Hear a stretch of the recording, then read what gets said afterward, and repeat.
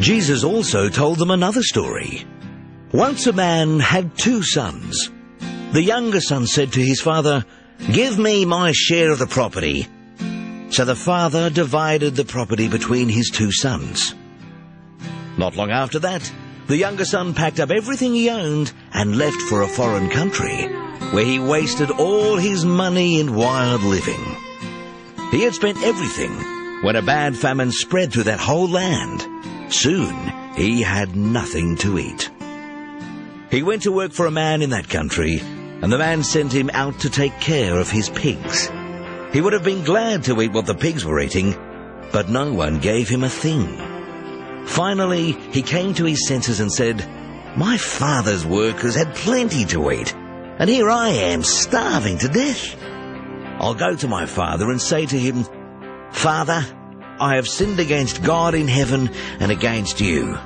I'm no longer good enough to be called your son. Treat me like one of your workers.'" The younger son got up and started back to his father.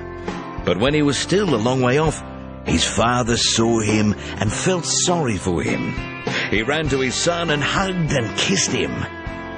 The son said, "Father, I've sinned against God in heaven and against you. I'm no longer good enough to be called your son." But his father said to his servants, "Hurry and bring the best clothes and put them on him. Give him a ring for his finger and sandals for his feet. Get the best calf and prepare it so we can eat and celebrate.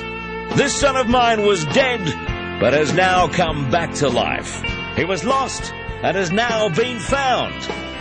And they began to celebrate.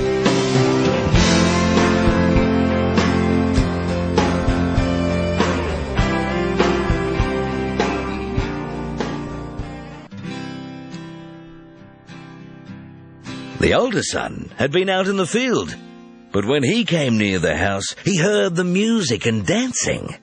So he called one of his servants over and asked, "What's going on here?"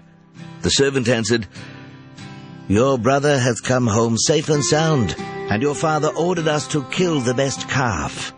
The older brother got so angry that he would not even go into the house. His father came out and begged him to go in. But he said to his father, "For years I've worked for you like a slave and have always obeyed you. But you've never even given me a little goat so that I could give a dinner for my friends.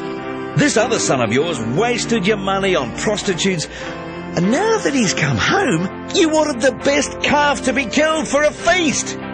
His father replied, "My son, you are always with me, and everything I have is yours.